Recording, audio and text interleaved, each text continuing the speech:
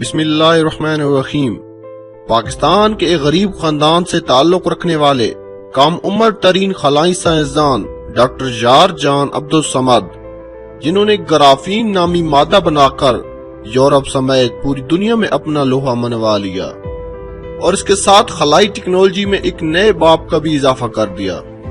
السلام علیکم دوستو، آپ دیکھ رہے ہو قصہ کہانی اور میں ہوں ثناءاللہ نیازی۔ دوستو، کہتے ہیں محنت کا متبادل کوئی نہیں، محنت کا صلہ ایک دن ضرور ملتا ہے۔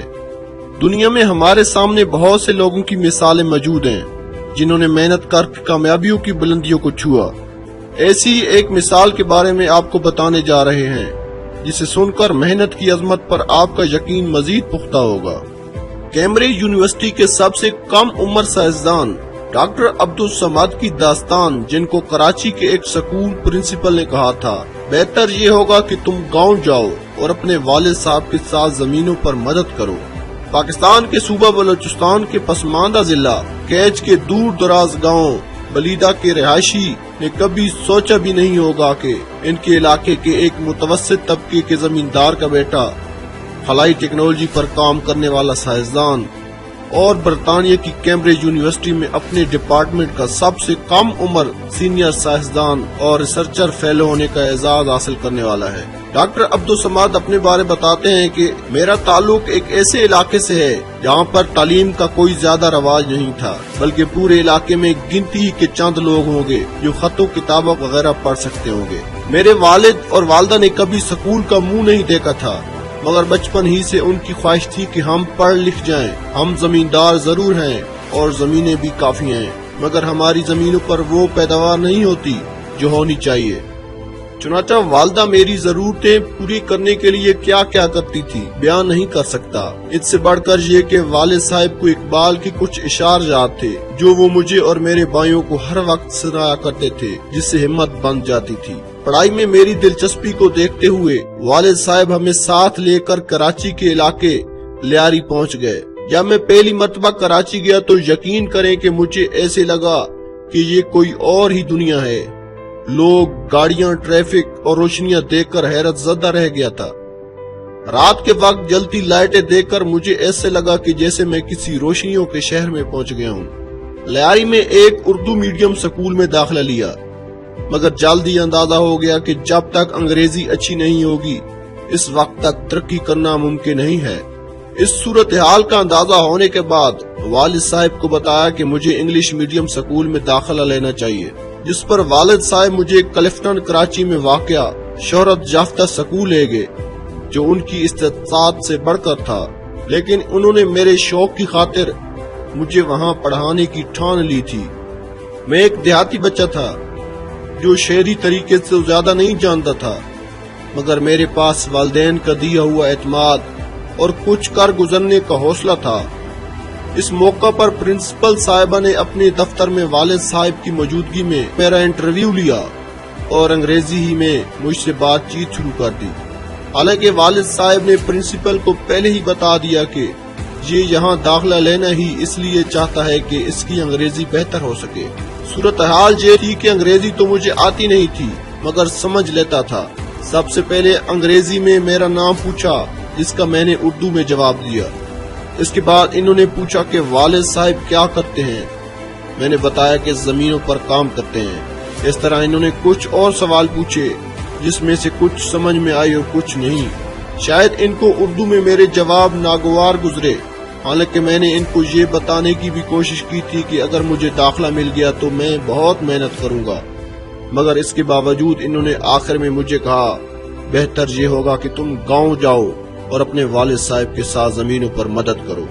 یہ ایسے الفاظ تھے جن کو سن کر میری آنکھوں میں آنسو آ گئے تھے، جبکہ والد صاحب مجھ سے نظریں چرا رہے تھے۔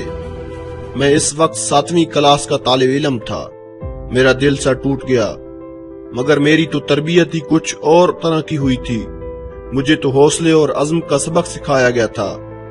یہ بات تو ذہن نشین ہو گئی تھی کہ انگریزی سیکھنا لازم ہے۔ لیاری میں ایک انگلش میڈیم سکول کے بینرز اور پوسٹرز لگے ہوئے تھے۔ میں نے والد صاحب سے کہا مجھے اس سکول میں داخل کروا دیں۔ انگریزی سیکھنے کے لیے میں نے خود ہی کوشش کر دی۔ کبھی انگریزی اخبار مل جاتا تو وہ پڑھتا، کبھی گرامر کی کتاب ملتی تو وہ پڑھ لیتا۔ ساتھ میں سکول کے اساتذہ سے جو مدد مل سکتی ہے اس سے پڑھائی بھی کر لیتا تھا۔ گو کہ یہ ایک چھوٹا سا اسکول تھا، لیکن کچھ اساتذہ انتہائی محنت سے پڑھایا کرتے تھے۔ جب میٹرک کے امتحان تھے تو لوگوں نے مجھے بھی نقل کرنے کی ترغیب دی، مگر میں نے انکار کر دیا کہ مجھے اپنی محنت کا پھل چاہیے، اور محنت کا پھل ضائع نہیں ہوتا۔ یہی میری والدہ کی بھی نصیحت تھی، اور ہوا بھی یہی۔ میٹرک کا جب نتیجہ آیا تو میرا A1 گریڈ آیا تھا۔ میں نے میٹرک سن 2013 میں کیا تھا، جبکہ اسی سال کے آخر میں DG سائنس کالج کراچی میں میرے داخلے لینے میں کوئی دقت پیش نہیں آئی۔ مایہ ناز سائنسدان ڈاکٹر عبدالقدیر خان بھی اسی کالج کے طالب علم رہے تھے۔ FSC کے دوران میں ٹیوشن بھی پڑھاتا رہا، کیونکہ ظاہر ہے والدین پر اتنا بوجھ نہیں ڈال سکتا تھا، لیکن اس کے دوسری وجہ یہ بھی تھی کہ مجھے درس و تدریس سے تحقیق سے دلچسپی تھی۔ مجھے لگتا تھا کہ اگر میں پڑھوں گا تو زیادہ سیکھوں گا، اور ہوا بھی یوں ہی۔ FSC کا سلسلہ اس طرح چلتا رہا، اور جب نتیجہ آیا تو یہاں پر بھی میں نے A1 گریڈ حاصل کیا۔ FSC کے بعد خیبر پختونخوا کے شہر صوابی میں Ghulam Ishaq Khan institute of engineering science and technology میں داخلے کے لیے انٹری ٹیسٹ دیا۔ تیاری پوری تھی، چنانچہ انٹری ٹیسٹ شاندار طریقے سے پاس کیا اور 100% اسکالرشپ ملی۔ میرے بھائیوں نے تعلیم کو عملاً خیربات کہہ دیا تھا۔ وہ چھوٹے موٹے کاروبار کر رہے تھے، جس سے وہ ہر ماہ مجھے معقول سی رقم بھیجتے تھے۔ یہ رقم مجھ جیسے طالب علم جس کی ساری توجہ تعلیم پر تھی کافی تھی، جبکہ دوسری یونیورسٹی کی تعلیم تو تھی ہی اسکالرشپ پر۔ مطلب یہ کہ 7ویں کلاس میں کراچی آنے کے بعد جو مسائل شروع ہوئے تھے وہ FSC کرنے کے اور یونیورسٹی میں داخلہ لینے کے بعد ختم ہو چکے تھے، اور کامیابیوں کا سفر شروع ہو گیا تھا۔ آج اگر حقیقت میں تحقیق سے وابستہ ہوں تو در حقیقت یہ مجھے غلام اسحاق خان انسٹیٹیوٹ میں پروفیسر فضل احمد خالد ستارہ امتیاز کی ترغیب اور حوصلہ افزائی تھی کہ میں نے یونیورسٹی ہی میں فیصلہ کر لیا تھا کہ مجھے تحقیق سے وابستہ ہونا ہے۔ یونیورسٹی سے میں نے 2009 میں فارغ ہوا اور اسی سال Engro polymer and chemical Karachi میں ملازمت شروع کر دی۔ 1 سال تک ملازمت کرتا رہا۔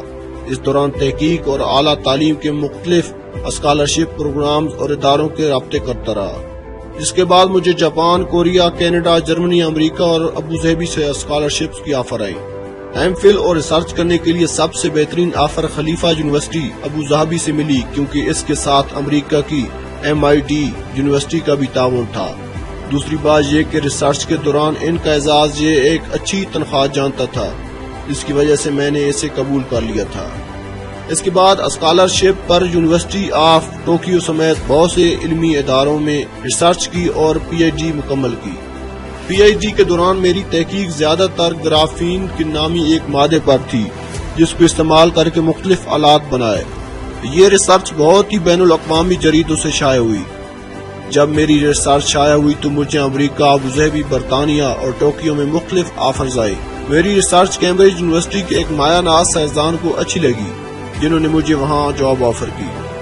ویسے تو تنخواہ اور مراد کے حساب سے بہتر آفر ابوظہبی سے تھی، مگر اب میرا مقصد تنخواہ نہیں بلکہ اگلی منزل تک پہنچنا تھا۔ چنانچہ میں نے کیمبرج یونیورسٹی سے آنے والی آفر کو قبول کیا، کیونکہ مجھے تحقیق کے میدان میں کام کرنا تھا، اور شاید دنیا میں پہلی تحقیق کرنے سے حوالے سے بہتر سہولتیں اور ماحول کیمبرج یونیورسٹی ہی ہے، جہاں سے نیوٹن اور اسٹیفن ہاکنگ جیسے سائنسدان بھی منسلک رہ چکے ہیں۔ 2 سال تک کیمبرج میں ریسرچ سائنسدان کی حیثیت سے کام کرنے کے بعد مجھے سینئر ریسرچ سائنسدان کی حیثیت سے کام کرنے کا موقع ملا ہے۔ مجھے پتہ نہیں، مگر کہا جاتا ہے کہ کیمبرج میں ریسرچ سائنسدان سے سینئر سائنسدان کا درجہ حاصل کرنے کے لیے 2 سال بہت ہی کم عرصہ ہے، اور مجھے بھی یہ لگتا ہے کہ میں اب وہاں پر سب سے کم عمر سینئر سائنسدان ہوں۔ کیمبرج میں جانے کے بعد بہت سے یورپی کمپنیوں اور سپیس ایجنسیوں کے ساتھ مل کر سپیس ٹیکنالوجی سے منسلک آلات بنائے۔ ان آلات کو ٹیسٹ کرنے کے لیے وقتاً خلائی جہاز اور مصنوعی سیارے لانچ کرتے ہیں، جن سے پیرالولک فلائٹ، ساؤنڈنگ راکٹ اور دیگر سپیس کرافٹ شامل ہیں۔ گرافین کو پہلی مرتبہ خلا میں نے لے جانے کا موقع ملا۔ مختلف تحقیقات بھی جاری ہیں، جس میں سینئرز کے علاوہ خلا میں اگر جسم پر زخم لگ جائے تو اس کو کس طرح بھرا جا سکتا ہے، اس پر بھی کام جاری ہے۔ دوستو، اس کے ساتھ ڈاکٹر عبدالصمد کے بنائے گئے گرافین مادے کے بارے میں آپ کو بتاتے چلتے ہیں۔ گرافین مادے کا زمین کے بعد خلا میں بھی پہلا تجربہ کامیاب ہو گیا۔ بلوچستان سے تعلق رکھنے والے کیمبرج یونیورسٹی کے سائنسدان نے زیرو گریوٹی میں لوپ ہیٹ پائپ کا کامیاب تجربہ کیا ہے۔ ڈاکٹر جار جان عبدالصمد کے مطابق graphene loop heat pipe equipment کی ہیٹ اور خلا کی کولنگ کو استعمال کر کے اکوپمنٹ اور مشین کی کولنگ کرے گا، جو بغیر کسی پاور اور بغیر کسی الیکٹرکسٹی چلتا ہے۔ ڈاکٹر جار جان عبدالصمد کہتے ہیں کہ اسپیس اپلیکیشنز کے لیے بنایا گیا گرافین لوپ ہیٹ پائپ بنا کسی تعطل کے 15 سال تک کے لیے کارآمد ہوگا۔ اس تجربے کے بعد اب مشینری کی خرابی کے باعث اسپیس کرافٹ وغیرہ فعال نہیں ہوں گے۔ اگلے مرحلے میں ساؤنڈنگ راکٹس کا استعمال کا تجربہ کیا جائے گا، جس کے بعد ان تجربات کو انٹرنیشنل اسپیس اسٹیشن منتقل کیا جائے گا۔ دوستوں، امید کرتے ہیں آج کی یہ ویڈیو آپ کو پسند آئی ہوگی۔ ملتے ہیں اگلی ویڈیو میں۔ جزاک اللہ۔ مزید ایسی ویڈیوز کے لیے ہمارے چینل قصہ کہانی کو سبسکرائب کریں اور ساتھ گھنٹی والے نشان پر کلک کر دیں تاکہ ہمارا آئندہ آنے والی ہر ویڈیوز آپ تک سب سے پہلے پہنچ سکے، اور ساتھ کامنٹ باکس میں بتا دیجیے کہ ہمیں اگلی ویڈیوز کس موضوع پر بنانی چاہیے۔